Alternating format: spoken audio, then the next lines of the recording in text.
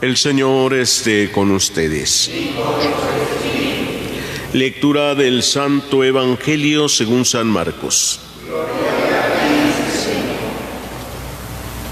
En aquel tiempo Jesús y sus discípulos atravesaban Galilea, pero él no quería que nadie lo supiera porque iba enseñando a sus discípulos.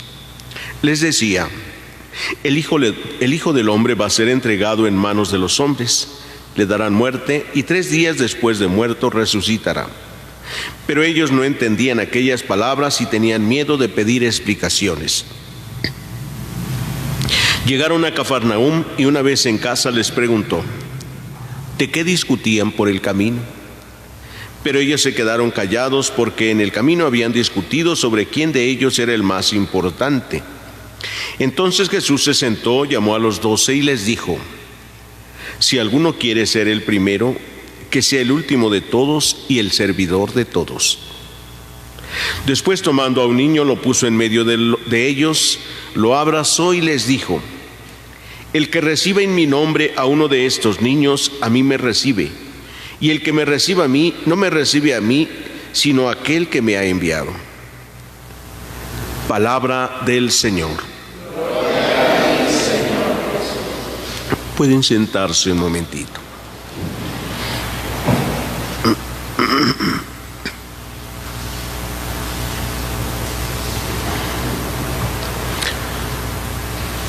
Queridos hermanos, hemos iniciado el tiempo ordinario en el año litúrgico, esta segunda parte del tiempo ordinario. La primera, que fueron las primeras semanas después de Navidad, propiamente las vivimos entre finales de enero y principios de febrero. Ahora continuamos este tiempo ordinario, que es el tiempo de aprendizaje.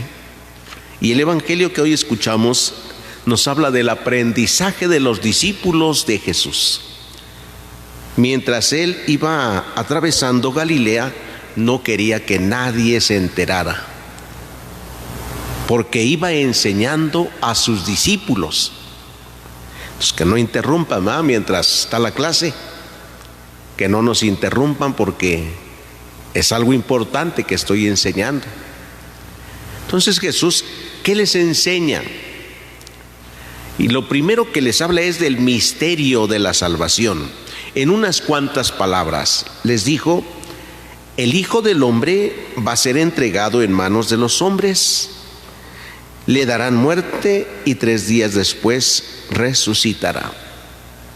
Ya, en todo ahí está la enseñanza fundamental. A ver, el Hijo del Hombre, Dios que se ha hecho hombre.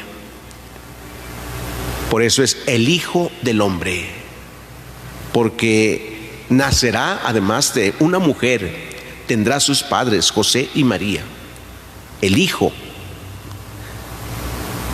Y dice Jesús, el Hijo del Hombre, como si estuviéramos hablando de alguien de este mundo, de alguien que ha nacido, que ha sido creado.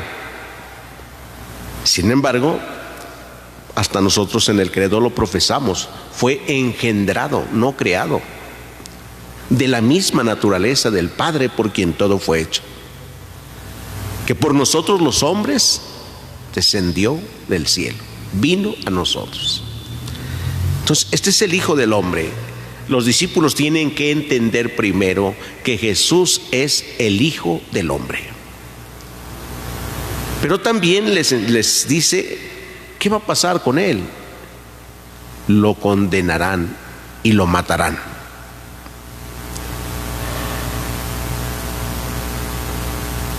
Pero al tercer día resucitará.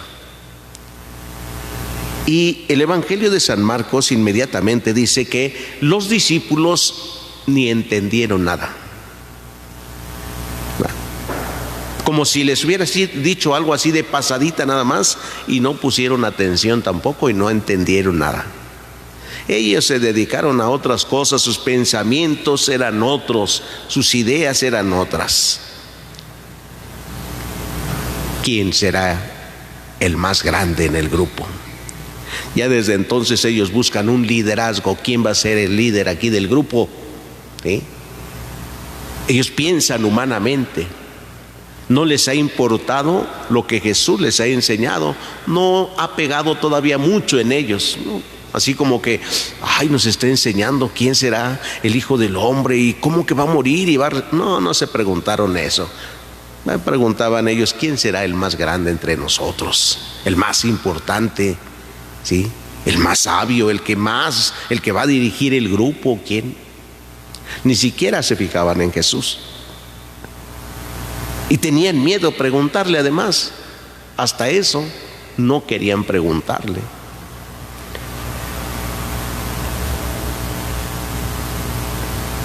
Cuando llegaron a Cafarnaúm, Jesús les preguntó de qué discutían por el camino.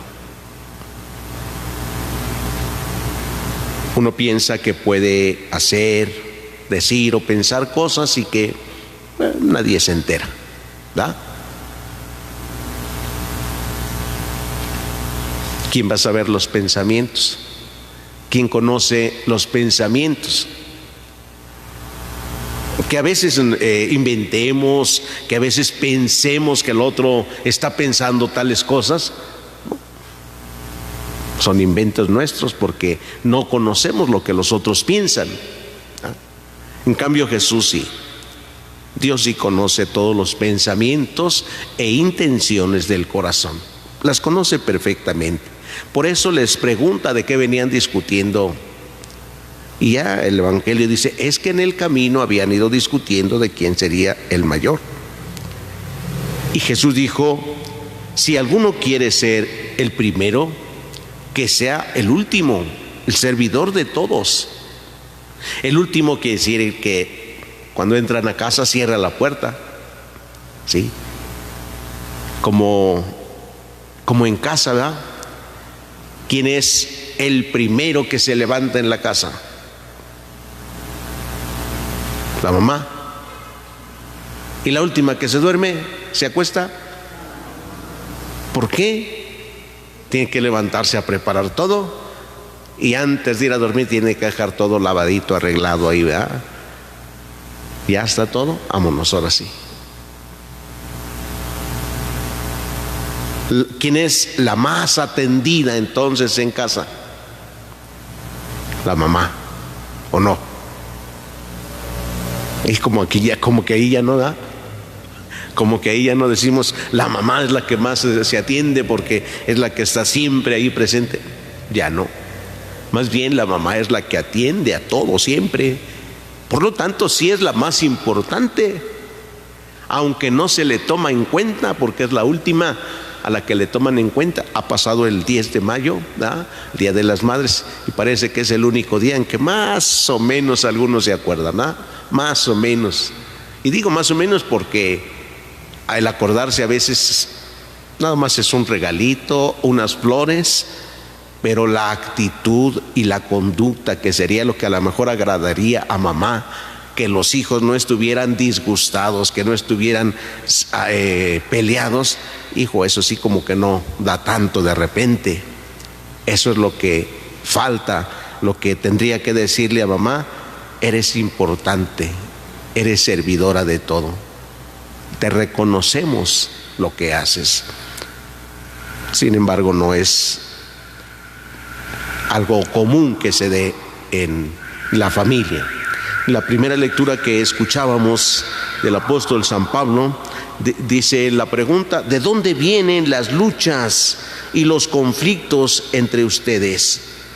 ¿No es acaso de las malas pasiones que siempre están en guerra dentro de ustedes?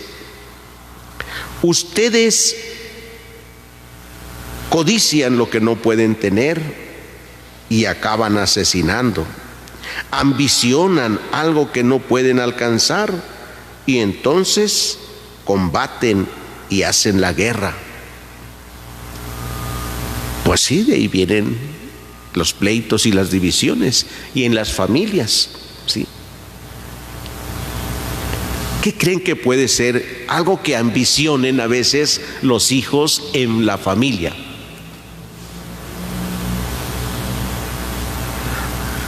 pues ser a los que más quieran, ¿no? Que papá y mamá sean los que los tomen más en cuenta, ¿sí? Y si toman a uno más en cuenta, a lo mejor porque está en casa, porque ayuda, porque necesita, por alguna razón, pues el otro se enoja. O la otra se enoja y dice, es que ¿por qué? Si es tu consentido, tu consentida, yo que te ayudo, yo que... Dice, ambicionan lo que no pueden alcanzar. O sea, el amor y el cariño que se puede ganar de los papás siempre tiene que ser sin interés. No debe haber ningún interés. Y el interés que más se tienen a veces es que me tomen en cuenta en todo a mí. Que en lo que van a decidir me tomen en cuenta. Y como no me toman en cuenta, me enojo y entonces hasta lo reclamo, ¿sí? A mí ni me toman en cuenta, yo no valgo nada. Ambicionan lo que no pueden alcanzar, dice. Y de ahí vienen precisamente los pleitos, las divisiones, las rivalidades. Se molestan. ¿En cuántas familias no hay hermanos enojados, peleados? No se hablan. ¿En cuántos hay?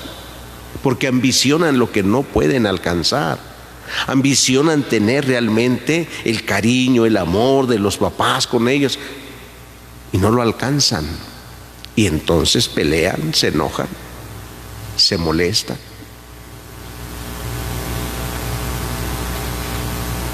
Ya como vienen puras personas adultas a la misa, pues ya no tienen casi hermanos, ya papás, pues ya no, ya los papás ya se fueron, ¿verdad? Pero pues sí, entre nosotros como hermanos e hijos de Dios, pues sí también tendríamos que preguntarnos si como hijos de Dios ambicionamos algo y no lo hemos podido alcanzar, ¿sí? Alguien a veces ambiciona cosas muy sencillas, pasajeras, ¿no? Ambiciona ser amigo del sacerdote y no lo alcanza y entonces se enoja con los demás que se acercan y dice, pues es que esos ¿a qué van? ¿Qué buscan? No buscan, ¿verdad? Digo, por poner un ejemplo, ¿verdad? O ambiciona tener algún servicio en la iglesia donde se ha tomado en cuenta y como no le llaman al servicio uno o otro, entonces bueno, y eso es por qué sí, y yo por qué no, y yo por qué no puedo hacerlo. Ambiciona algo y no lo alcanza y entonces hace la guerra. De ahí vienen las divisiones. Por eso dice el apóstol, gente infiel. No saben que la amistad con el mundo es enemistad con Dios. Por tanto, quien decide ser amigo del mundo se hace enemigo de Dios. Queridos hermanos, pidámosle a Dios en este día que nos conceda la gracia de no ambicionar nada, sí buscar ser servidores, como dice Jesús, ser servidores, pero no para lograr algo del mundo, para tener algo del mundo, como pudiera ser el reconocimiento, ¿verdad? Que no busquemos nada de este mundo, sino que busquemos más bien agradar a Dios con nuestros actos en el servicio en su iglesia. Pidámoselo todos en esta celebración, que así sea.